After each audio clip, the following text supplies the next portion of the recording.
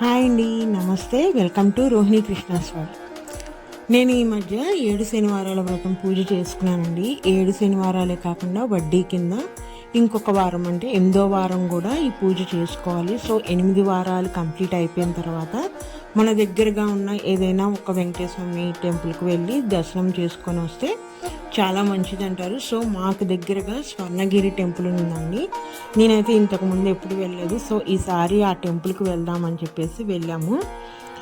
వెళ్ళిన దానికి అసలు ఆ టెంపుల్ చూస్తుంటే ఎంత ప్రశాంతంగా ఉందో, కన్నులకు కూడా చాలా పండగగా ఉందండి. అసలు కన్నులకు నిండుగా ఉంది ఆ టెంపుల్ చూస్తుంటే. ఎంత బాగుందో అండి ఈ స్వర్ణగిరి టెంపుల్ అనేది. సో మాకు దగ్గరగానే ఉంటుందండి ఈ టెంపుల్ అనేది. నాలాగే మీరు కూడా ఫస్ట్ టైం వెళ్తుంటే ఒక్కసారి ఈ వీడియో చెక్ చేసి వెళ్ళండి, మీకు అన్ని వివరాలు ఈజీగా తెలుస్తాయి.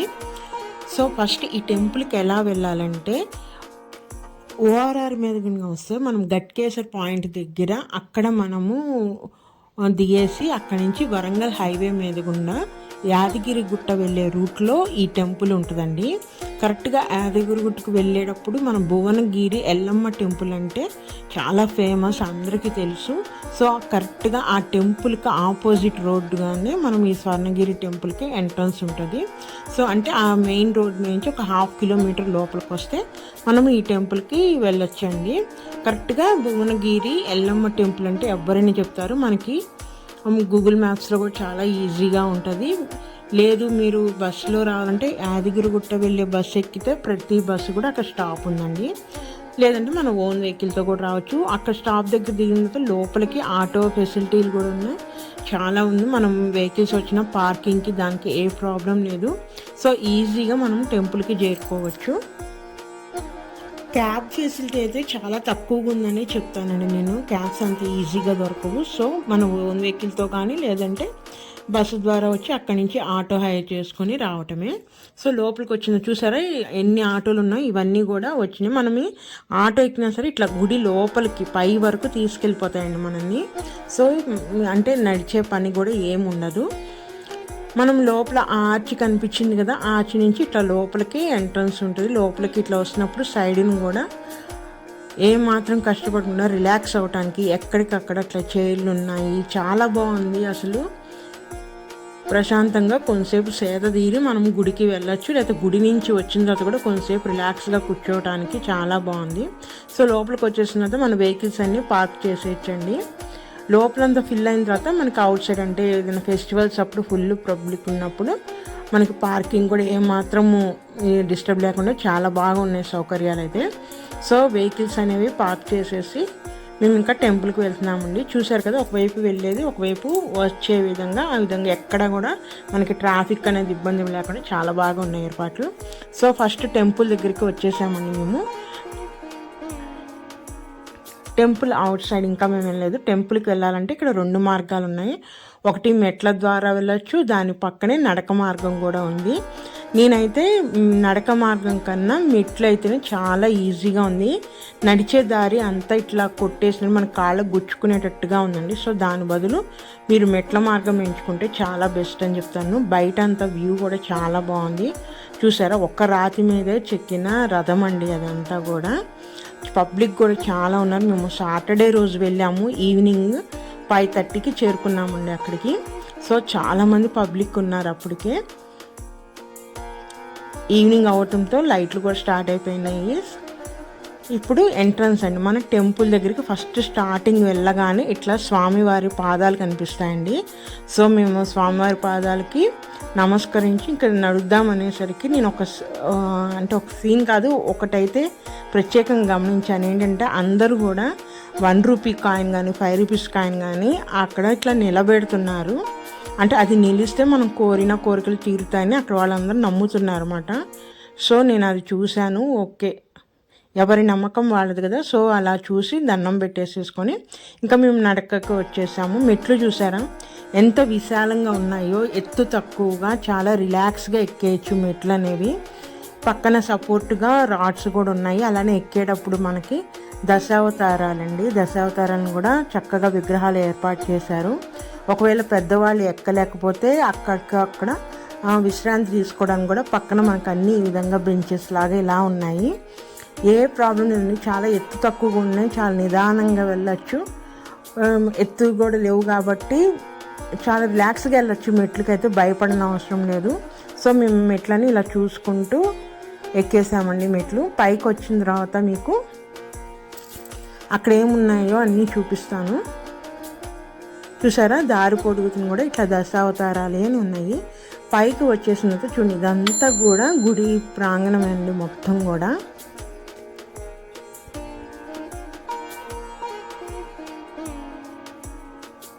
అక్కడ దూరంగా ఆంజనేయ స్వామి విగ్రహం ఉంది. ఇప్పుడు ఆంజనేయ స్వామి వారు కనిపిస్తుంది కదా, ఒకవైపు వెంకటేశ్వర స్వామి టెంపుల్ ఉంది, ఒకవైపు మనకు అనంత పద్మస్వామి వారి టెంపుల్ ఉంది. ఆ రెండు కూడా చూపిస్తాను.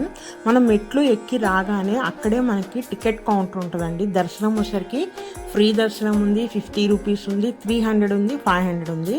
500 వచ్చేసరికి ఒక సేవలో మనం పాల్గొనవచ్చు. 300 వచ్చేసరికి ఒక లడ్డు పై కండవ ఫ్రీ ఇస్తారు. 50 రూపీస్ నార్మల్ దర్శనం. ఇంకా సో మన ఇష్టం వచ్చిన టికెట్ తీసుకోవచ్చు. మేము పైకి రాగానే కరెక్ట్గా 6 అయిందండి. 6 గంటలకి ఏంటంటే ప్రతిరోజు కూడా స్వామివారికి నైవేద్యం సమర్పించే టైం అంట.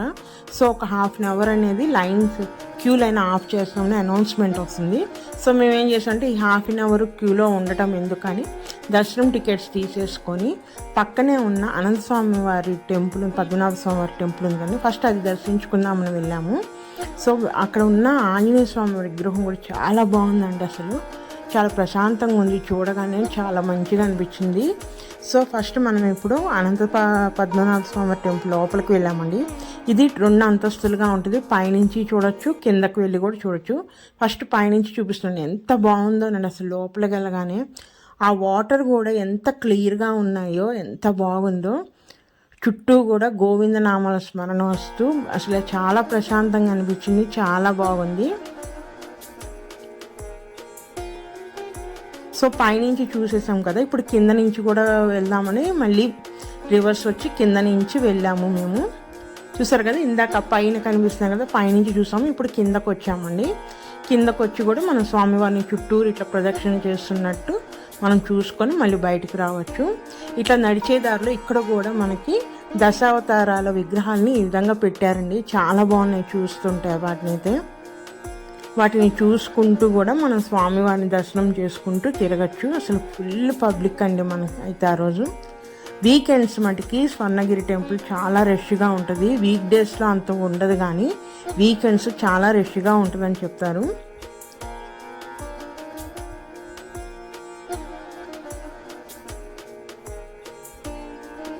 చూసారా, ఈ విధంగా అన్ని వైపులా చూసుకుంటూ కొంతసేపు మేము అక్కడే రిలాక్స్ కాదు, దేవుని చూస్తే అలా కొంతసేపు అక్కడ కూర్చొని ఇంకా దర్శనం టైంకి బయటకు వచ్చేసామండి. ఆ టెంపుల్ నుంచి వస్తే మనకి ఎదురుగానే వెంకటేశ్వర స్వామి టెంపుల్ ఉంటుంది. సో ఒకసారి పబ్లిక్ చూడండి ఎంత ఉందో. అసలు ఫుల్ ఒక హాఫ్ అన్ అవర్ ఆపేశారు కాబట్టి క్యూ లైన్లు కూడా చాలా పెద్దగా, చాలామంది వెయిట్ చేస్తున్నారు దర్శనానికి.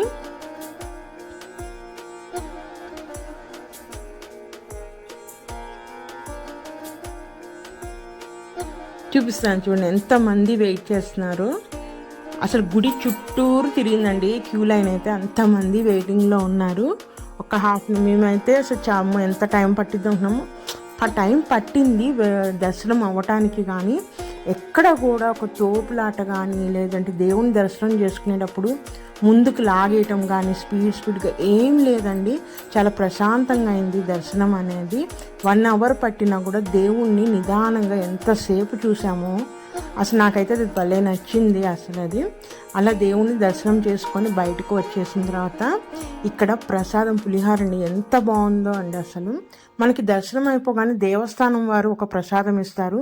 మీరు కావాలంటే ఆ ప్రసాదం ఇవ్వటానికి కూడా మనము విరాళాలు ఇవ్వచ్చు. అవి కాకుండా ఇట్లా విడిగా కూడా మనకి లడ్డు ఇవన్నీ అమ్ముతారు కదా, దాంట్లో పులిహార అండి. మీరు కనుక వెళ్తే తప్పకుండా ఒకసారి పులిహార టేస్ట్ చేయండి, చాలా బాగుంది.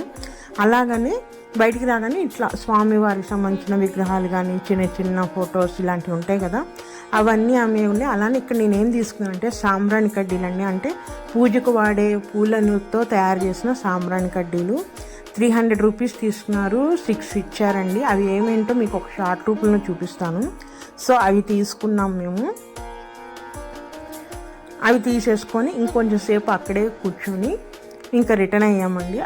ఇప్పుడు మేము చూపిస్తున్నప్పుడు టైం కరెక్ట్గా నైట్ 9 o'clock అయింది. ఇంకా ఫుల్ పబ్లిక్ ఉన్నారు, ఇంకా వస్తూనే ఉన్నారు టెంపుల్కి అయితే.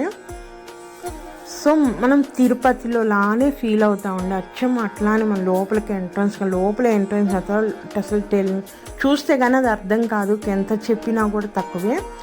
ఆ కలర్ కానీ అంటే లైటింగ్ కానీ ఆ లోపల అందంగా డెకరేషన్ కానీ స్వామివారు కూడా ఎంత బాగున్నారండి. అసలు చాలా బాగుంది అది దర్శనం అయితే. ఎక్కడ నెట్టటాలు లేవు, రండి అని లాగేటాలు లేవు, చాలా బాగా ప్రశాంతంగా అయ్యింది దర్శనం అయితే. మీరు కూడా ఒకసారి తప్పకుండా వెళ్ళి చూడండి ఈ స్వర్ణగిరి టెంపుల్ అయితే. ఒకవేళ ఆల్రెడీ వెళ్ళుంటే మీ ఫీలింగ్ ఏంటి, గుడి చూసిన తర్వాత మీకేమనిపించిందో కామెంట్ చేయండి. అలాగే వీలైతే నైట్ టైము దేవుని దర్శనానికి వెళ్ళండి, ఎందుకంటే నైట్ టైము ఆ లైటింగ్లో ఆ అనంత పద్మస్వామి టెంపుల్ అయితే చాలా బాగుందండి. డే టైం అంత ఉండదని అనుకుంటున్నాను, నైట్ టైం ఆ లైటింగ్లో చాలా చాలా బాగుంది. నా 7 శనివారాల వ్రతం పూజ పుణ్యమా అని నేను ఈ గుడికి వెళ్ళానండి. నిజంగా చెప్తున్నాను, ఇదివరకు ఎన్నిసార్లు వెళ్దామన్నా కుదరలేదు. ఆ పూజ అయింది, దానితో ఇదే గుడిని నేను దర్శించుకున్నాను. సో మేము 9:30 అలా అయిందండి, గుడి నుంచి రిటర్న్ అయిపోయాము. బయటకు వచ్చిన తర్వాత మనకు ఫుడ్ కూడా అక్కడ చాలా హోటల్స్ అవన్నీ ఉన్నాయి, సో ఫుడ్కి కూడా నో ప్రాబ్లము. మరి ఇదేనండి ఈరోజు నా వీడియో అయితే. నా వీడియోస్ కనిపిస్తే ప్లీజ్ సబ్స్క్రైబ్ మై ఛానల్, అలానే లైక్ చేయండి. మరొక మంచి వీడియోతో మళ్ళీ కలుస్తాను. ఉంటానండి, బాయ్.